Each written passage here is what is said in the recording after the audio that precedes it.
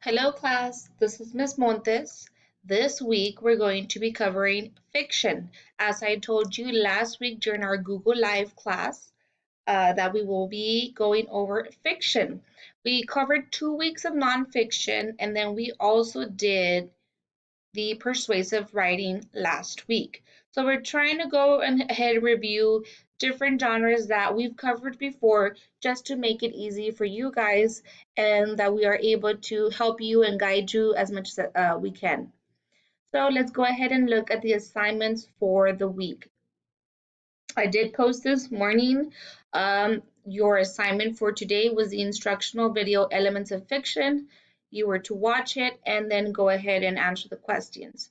So let me look at the upcoming assignments. It starts from here, the instructional video Elements of Fiction. One of you has turned it in. So good job to those of you who have turned it in. I do have here, I'm going to pull up the assignment. So you can either open up your camera from your phone or you can click the link. As you can see, there are five questions to the instructional video Elements of Fiction.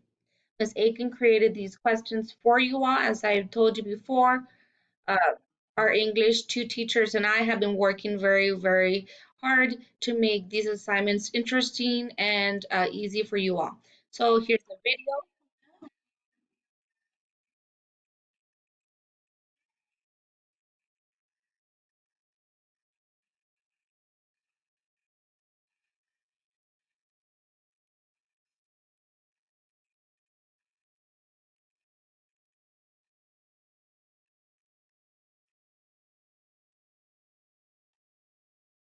So after you watch the video is 5 minutes and 5 seconds, then you are able to type in your responses here in the Microsoft Word file and then submit it through your classwork.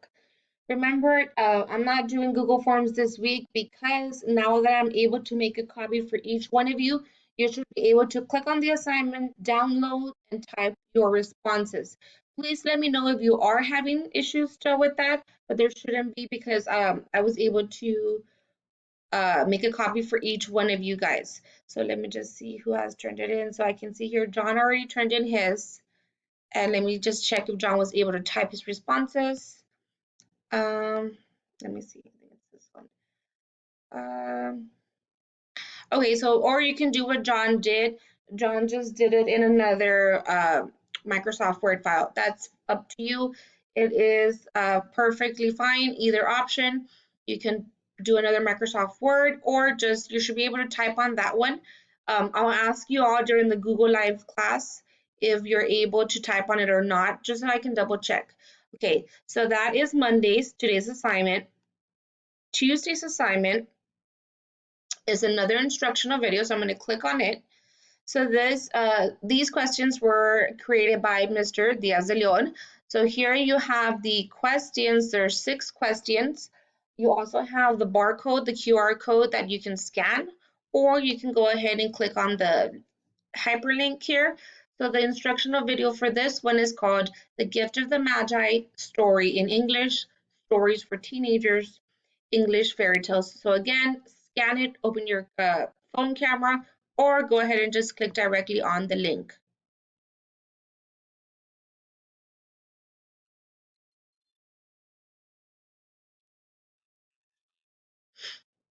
So then this video is a little bit longer. This video is about 10 minutes and 23 seconds long. So you can watch the video and then you can go ahead and answer those questions. Like I said, there are 6 questions. So go ahead and do that for Tuesday, May the 5th. Okay, let's look at the next assignment. We have the story for May 6th. I'm going to go ahead and click on it. And here it is. So here is the story, The Gift of the Magi by O. Henry. Read the short story and answer the questions that follow. Refer to the text to check your answers when appropriate. So right here you have the story. It's a quick read. It's about 2 pages, a little bit more than 2 pages. The way I formatted it for you guys. So when you're reading, you're going to go from here down, and then the next paragraph would be here, just in case you don't get confused. It's just the way the paragraphs are put. So I'm gonna just read the first paragraph. $1.87. That was all, and 60 cents of it was in pennies. Pennies saved 1 and 2 at a time by bulldozing the grocer and the vegetable man and the butcher until one's cheeks burned in the silent imputation of parsimony that such close dealing implied. 3 times Della counted it. $1.87, and the next day would be Christmas. There was clearly nothing to do but flop down on the shabby little couch and howl. So Della did it, which instigates the moral reflection that life is made up of sobs, sniffles, and smiles with sniffles predominating. Okay, so that is just the first 2 paragraphs. If you watch the video and you answer the other questions, it's reading you the story as well. I just wanted to read those 2 paragraphs for you all. So once you finish reading the whole story, you answer the questions. Now here, when you download it, you can just highlight in yellow your correct answer that you are choosing, and that's how I'm going to check it. I didn't create a Google form this time because I want to check if everybody's able to access, just download the Microsoft Word file and then highlight. So if you're not able to do that, then on the weekend or Friday, I'll do the Google form, but you all let me know if you have any questions or if you prefer the Google form. So number 1, from where does Della get the 187 according to the text? Okay, so right here, this question, I just read you the first 2 paragraphs, and in the first paragraph, you have the answer right there. Number 2, why is Della upset at the beginning of the story? Number 3, what are Jim and Della's most valued possessions? Number 4, why does Della go to Madame Sofny's? Number 5, which figurative language technique is used in the following sentence? I couldn't have lived through Christmas without giving you a present. So what technique is being used there? What figurative language? So right away I can tell you it's an exaggeration.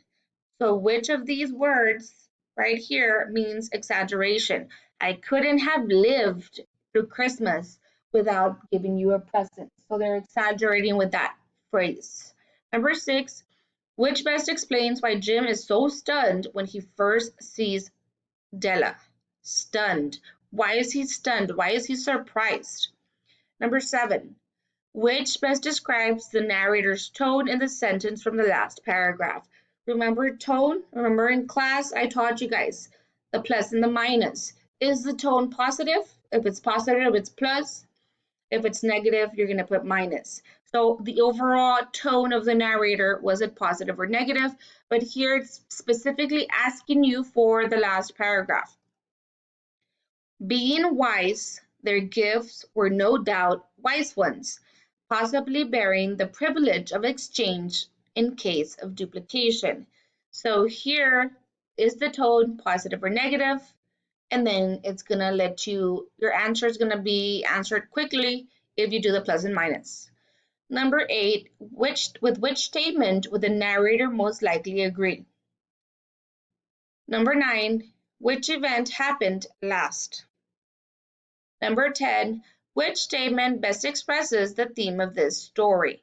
Remember, theme is always asked, especially also in the STAR. The theme is the overall message, the overall lesson from the story.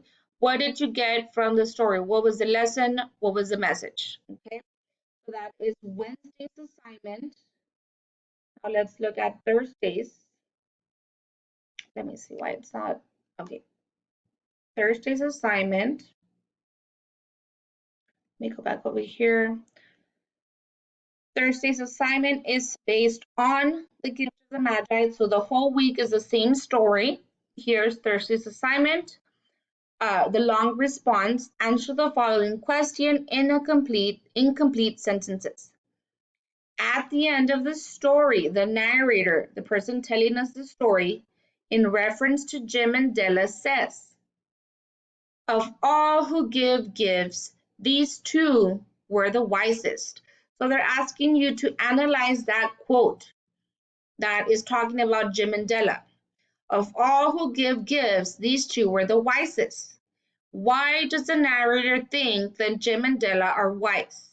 Why? So remember, whenever you see the word why, that's an inferencing question. So you're really going to have to think about your answer. It's critically thinking. It is in the story, but that portion you have to make that connection to the story. Okay.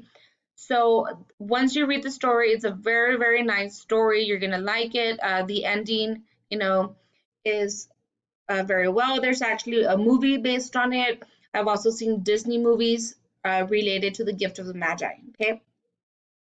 And then the last assignment for the week is still based on the Gift of the Magi. Summarize the text. Answer the following question in complete sentences.